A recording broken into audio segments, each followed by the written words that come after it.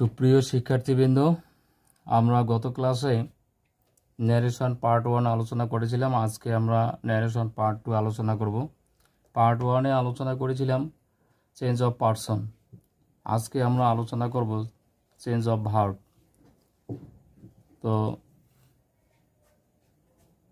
এখানে আমরা খাতায় লিখেছি he says to me I am ill. এখানে এটি হলো রিপোর্টিং ভার্ব। এর পূর্বে আলোচনা করা হয়েছিল রিপোর্টিং ভার্ব যদি প্রেজেন্ট ফর্ম হয়,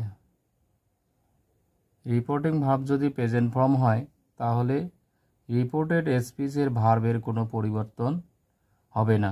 অর্থাৎ রিপোর্টিং ভার্ব যদি প্রেজেন্ট হয়, PRESENT প্রেজেন্ট, তাহলে রিপোর্টেড স্পিচের ভার্বও হবে প্রেজেন্ট।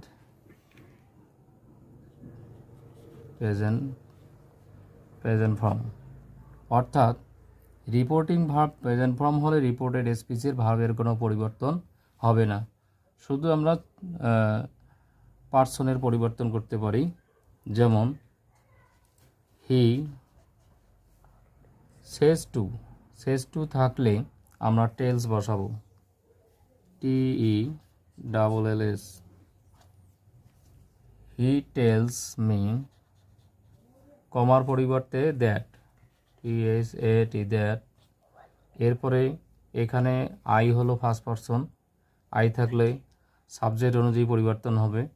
তাহলে হি, এখানে অ্যাম রয়েছে, আমরা হি এর সঙ্গে ইজ বসাবো, হি ইজ ইল। অর্থাৎ এখানে কোনো ভার্বের কোনো পরিবর্তন হয়নি, কারণ রিপোর্টিং ভার্বটা যেহেতু প্রেজেন্ট ফর্ম, তাহলে রিপোর্টেড স্পিচের ভার্বও প্রেজেন্ট ফর্ম হবে। আচ্ছা, এরপরে আসি রিপোর্টিং ভার্ব যদি ফিউচার ইনডিফিনিট হয় তাহলে কি হবে? হি সেজ টু মি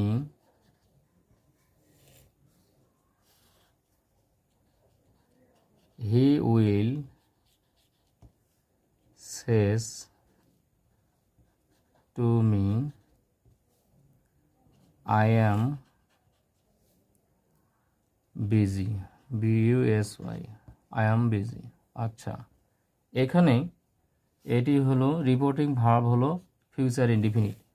যদি ফিউচার ইনডিফিনিট হয় তাহলে এখানে প্রেজেন্ট থাকবে। অর্থাৎ reporting verb future indefinite tense হলে রিপোর্টেড স্পিচ প্রেজেন্ট ফর্ম হবে, রিপোর্টেড স্পিচের ভার্ব প্রেজেন্ট ফর্ম হবে। যেমন he will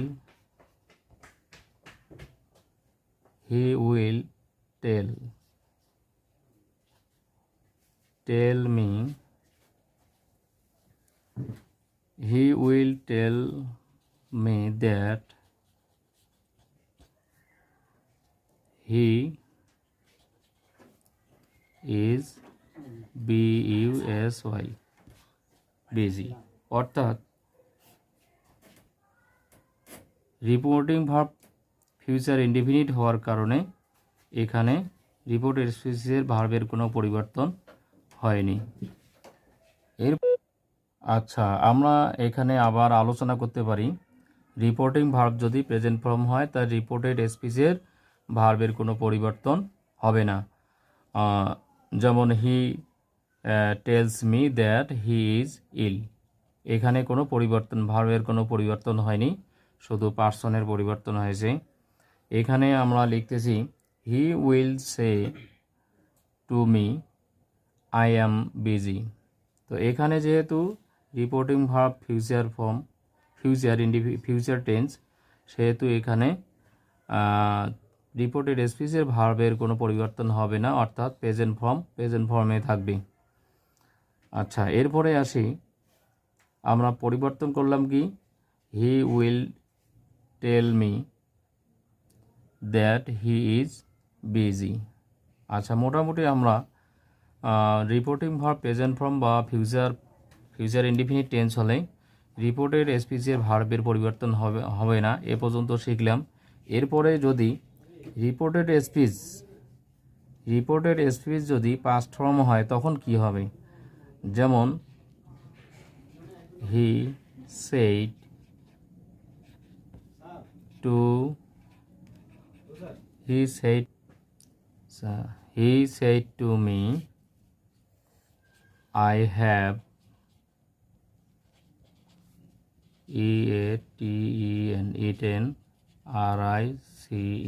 eaten rice inverted কমা।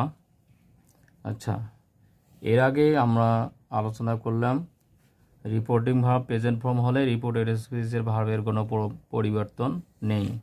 এখানে আমরা আলোচনা করতেছি রিপোর্টিং ভার্ব যদি পাস্ট ফর্ম হয় তাহলে রিপোর্টেড স্পিচের ভার্বের পরিবর্তন হবে, অর্থাৎ রিপোর্টিং ভার্ব পাস্ট ফর্ম হলে রিপোর্টেড স্পিচ করাসপন্ডিং পাস্ট টেন্সে পরিবর্তন হবে। অর্থাৎ যদি রিপোর্টেড স্পিচটি প্রেজেন্ট ইনডিফিনিট টেন্স হয় তাহলে ইনডাইরেক্ট করার সময় পাস্ট ইনডিফিনিট হবে। যদি রিপোর্টেড স্পিচ প্রেজেন্ট কন্টিনিউয়াস হয় তাহলে পাস্ট কন্টিনিউয়াস, প্রেজেন্ট পারফেক্ট হলে past perfect, present perfect continuous tense হলে পাস্ট পারফেক্ট কন্টিনিউয়াস টেন্স। আবার যদি পাস্ট ইনডিফিনিট টেন্স হয় তাহলে পাস্ট পারফেক্ট টেন্স, এবং পাস্ট কন্টিনিউয়াস টেন্স হলে পাস্ট পারফেক্ট কন্টিনিউয়াস টেন্স হবে। আমি এরপরে এগুলো দেব, তবে আমি শুরুতে একটু আলোচনা করি। এখানে দেওয়া আছে হি said two me I have eaten rice. তাহলে আমরা এটাকে যদি পরিবর্তন করি তাহলে হি সেড টু এর পরিবর্তে টোল্ড বসাবো, টোল্ড হি টোল্ড মি, কমার পরিবর্তে দ্যাট। আচ্ছা, তাহলে হি টোল্ড মি দ্যাট, এখানে আই হলো ফার্স্ট পারসন, আই হলে সাবজেক্ট অনুযায়ী পরিবর্তন, তাহলে পারসন আসতেছে হি। আচ্ছা, পারসন হি আসলো। এখানে প্রেজেন্ট পারফেক্ট টেন্স দেখানো হয়েছে।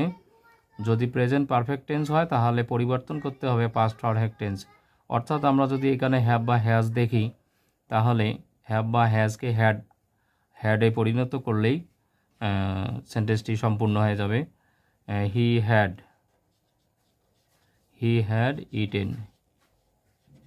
Eaten rice, RICE। তো আমরা এখানে দেখলাম যদি এই সেই টুকে গোল্ডেন টাচ বলা হয় আর কি। সেই টু যদি থাকে তাহলে রিপোর্টেড স্পিচের ভার্বের এভাবে পরিবর্তন হতে থাকবে। যেমন আমরা একটা স্ট্রাকচারের মাধ্যমে দেখাতে পারি, যেমন present indefinite, PRESEN, present indefinite, shortcut আর কি। প্রেজেন্ট ইনডিফিনিট হবে past indefinite, past INDEFINITE, past indefinite. যদি প্রেজেন্ট কন্টিনিউয়াস হয় তাহলে আমরা পাস্ট কন্টিনিউয়াস করব, কন্টিনিউয়াস, NUOUS, পাস্ট কন্টিনিউয়াস। এরপরে প্রেজেন্ট পারফেক্ট যদি হয়, PERFECT, পারফেক্ট, প্রেজেন্ট পারফেক্ট হলে হবে past perfect, PERFECT, past perfect. আচ্ছা, এরপর যদি প্রেজেন্ট পারফেক্ট কন্টিনিউয়াস হয় তাহলে হবে পাস্ট পারফেক্ট কন্টিনিউয়াস। আমি শর্টকাট লিখলাম আর কি। আচ্ছা, এখন প্রেজেন্ট ইনডিফিনিট টেন্স হলে এটি থাকবে ডাইরেক্ট ন্যারেশনে। যদি এই টেন্সগুলো থাকে তাহলে ইনডাইরেক্ট করার সময় আমরা এই টেন্সে পরিণত করব। আচ্ছা, আমরা এখানে দেখলাম প্রেজেন্ট ইনডিফিনিট পরিবর্তন হয়ে পাস্ট ইনডিফিনিট, প্রেজেন্ট কন্টিনিউয়াস পরিবর্তন হয়ে পাস্ট কন্টিনিউয়াস, প্রেজেন্ট পারফেক্ট পরিবর্তন হয়ে past perfect, present perfect continuous tense পরিবর্তন হয়ে পাস্ট পারফেক্ট কন্টিনিউয়াস টেন্সে পরিবর্তন হয়েছে। এখন যদি পাস্ট ইনডিফিনিট টেন্স হয়, পাস্ট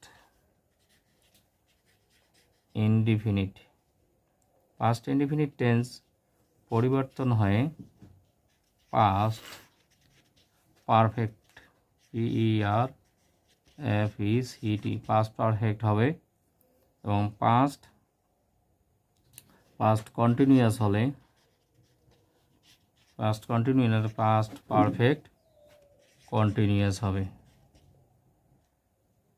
এরপরে এখানে আমরা পাস্ট পারফেক্ট করলাম আর এখানে পাস্ট পারফেক্ট কন্টিনিউয়াস টেন্স করলাম। যেহেতু এরপরে আর কোনো টেন্স নাই, অর্থাৎ past perfect past perfect PERFECT past perfect and past PERFECT past perfect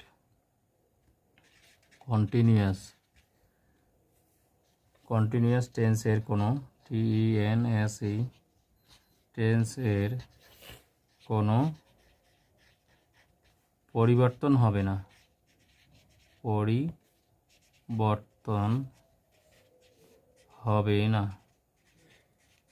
হবে না। তো মোটামুটি আমরা আলোচনা করলাম। সুপ্রিয় শিক্ষার্থী, আমরা একটু মনোযোগ দেই। Listen to me and follow my right.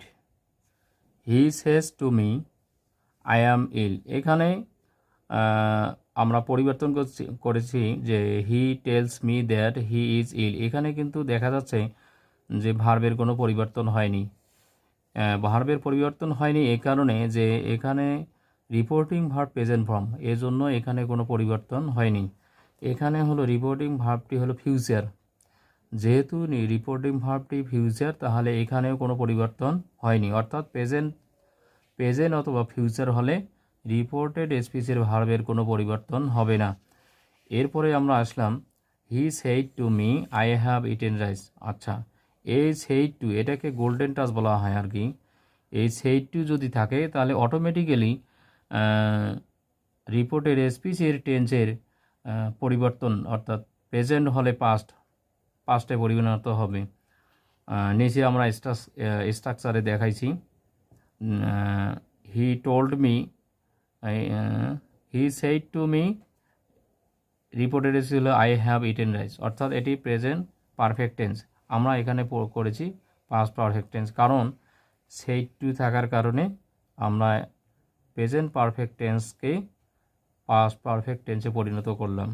আমরা এখানে টেন্সের যে পরিবর্তন হবে ন্যারেশনে, প্রেজেন্ট ইনডিফিনিট হলে পাস্ট ইনডিফিনিট হবে, প্রেজেন্ট কন্টিনিউয়াস হলে পাস্ট কন্টিনিউয়াস, প্রেজেন্ট পারফেক্ট হলে past perfect, present perfect continuous tense হলে পাস্ট পারফেক্ট কন্টিনিউয়াস, এবং পাস্ট ইনডিফিনিট টেন্স হলে past perfect tense, past continuous tense হলে পাস্ট পারফেক্ট কন্টিনিউয়াস। এরপরে পরিশেষে আমরা আলোচনা করতে চাই যে past perfect and past perfect continuous টেন্সের কোনো পরিবর্তন হবে না। আমরা যদি এই বিষয়গুলো ভালো করেই জেনে রাখি, তাহলে নেক্সট ক্লাসে আমরা এটাকে আরও সহজভাবে আমাদের পক্ষে বুঝতে সহজ হবে। তো আমি আর বেশি কিছু আলোচনা করতে চাই না। আমরা এভাবে ধারাবাহিকভাবে অল্প অল্প করে আর কি আলোচনা করব। তো আমি তোমাদের উদ্দেশ্যে দু একটা কথা বলতে চাই যে আমার এই লেখনের মধ্যে, আমার এই শেখনির মধ্যে যদি কোনো প্রকার ত্রুটি বিচ্যুতি থাকে, তাহলে তোমরা কমেন্ট বক্সের মাধ্যমে জানাই দিতে পারবে।